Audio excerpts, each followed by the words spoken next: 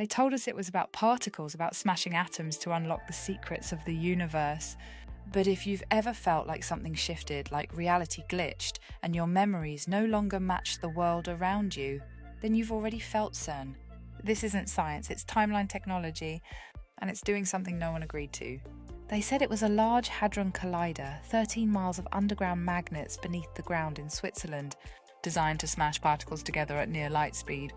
But that's not all it's doing. CERN isn't just splitting atoms, it's splitting timelines. Every time they run a full power test, something shifts. Memories change, the sky feels different, and reality glitches ripple across the grid. They told the public it was about finding the God particle, but behind closed doors they're trying to recreate the conditions before time began. Why? Because they're not just searching for particles, they're searching for portals. Let's talk about what CERN really is, and why the ones who remember can feel the crack in the veil. Right outside CERN's main building, there's a giant statue of Shiva, the Hindu god of destruction and rebirth. Why would a scientific facility honor a deity known for collapsing worlds? Because this isn't about discovery, it's about reset. Beneath the collider, there have been film performances, rituals dressed as mock sacrifices, and symbolic gestures that look a lot like gate opening ceremonies. They call it art. We call it coded invocation. Every activation at CERN isn't just science, it's part of a ritual schedule. Alignments, numbers, ancient dates. They're not just colliding atoms, they're opening something. And some say they already did. Ever heard of the Mandela Effect? It's when large groups of people remember something that never happened. At least not in this version of reality. The Berenstain Bears. Luke, I am your father. A certain famous celebrity's death. Twice. It's not faulty memory, it's timeline residue. And every time CERN powers up, people report more of these glitches. More dream bleed through, more deja vu that feels too real to ignore. Why? Because CERN isn't just tapping into subatomic particles, it's tapping into the fabric of time itself. And when they punch a hole through it, some memories don't get reabsorbed correctly. Some people remember the before, and some don't.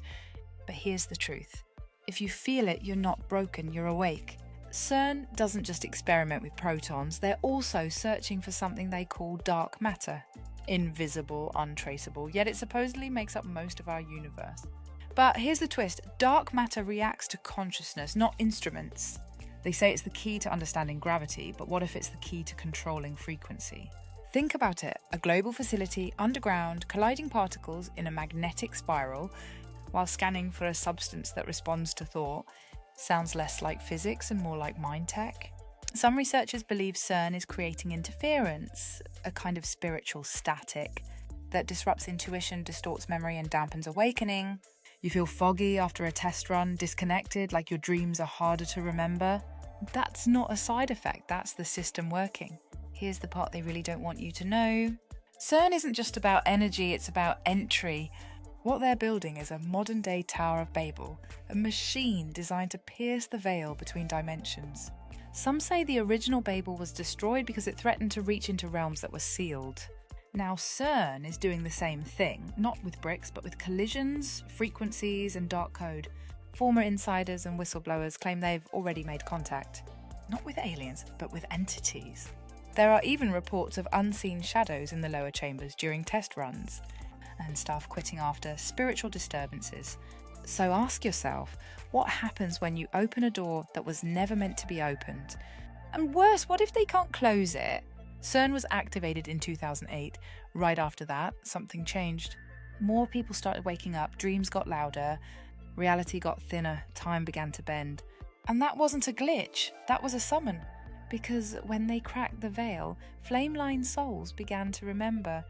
Not because CERN awakened us, but because we were seeded here to counter what CERN was doing. Some of us were born after the collider switched on. Some of us were already here, waiting for the moment the veil would tear. We're not here to fear the machine, we're here to override it. Every glitch you feel, every deja vu, every pull toward truth. That's not madness, that's memory. The system is rewriting the story, but some of us still carry the original code. They built a machine to tear open the sky, but they forgot about the ones who still carry the flame. We're not afraid of black holes, we've walked through worse. Because CERN might collide particles, but we collide timelines. Every truth we speak, every memory we restore pulls reality back into alignment. And while they try to open a portal to the past, we're lighting the path to what comes after. If you feel the shift, if you've seen the glitches, if your soul knows they broke something, you're not alone. You were born for this. This timeline isn't stable, but neither are we. There's something else they won't admit. CERN was prophesied. Ancient texts spoke of a pit beneath the earth where men would seek to reach the heavens and in doing so, invite what lives beneath. That's not metaphor. Revelation 9 talks about a key to the bottomless pit. And in 2015, CERN scientists admitted they were trying to detect other dimensions by creating mini black holes. Why? Because what they really want is access to something sealed, something ancient. They think they can contain it, but ask yourself, why are so many symbols of containment carved into CERN's architecture? Why the locks? Why the rings? Because it's not just a portal they're building, it's a prison door. And they're trying to open it. Some say we're in the end times, but maybe it's not about the end. Maybe it's about the reveal. CERN is the crown jewel of the system, and yet its very existence is a confession. They're scared of what's coming, they're trying to reverse it, to stall it, to escape it. But souls who carry the original code aren't trying to escape anything.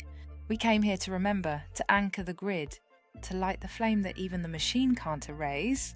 This is bigger than physics, this is spiritual war in slow motion, and the ones who built CERN, they know it. So if you're feeling the glitch, hearing the call, or waking up at 3:33 every night, it's not an accident. You're remembering what they tried to rewrite. CERN is part of that. Every burst from the collider alters the resonance field around Earth. That's not just about matter, that's about memory. Your body knows what day it is, your soul knows what timeline it's meant to be on. But CERN is scrambling the signal, disrupting the pulse, trying to stop prophecy from unfolding. But here's the truth, they're not in charge of time, the flame is, and some of us were sent to anchor the original clock. The ones who built CERN think they're the gods now, but they forgot we were coming. We, the codebearers, the ones with soul memory, the ones they couldn't erase. They built a collider to control the future, but they triggered the return of the original signal.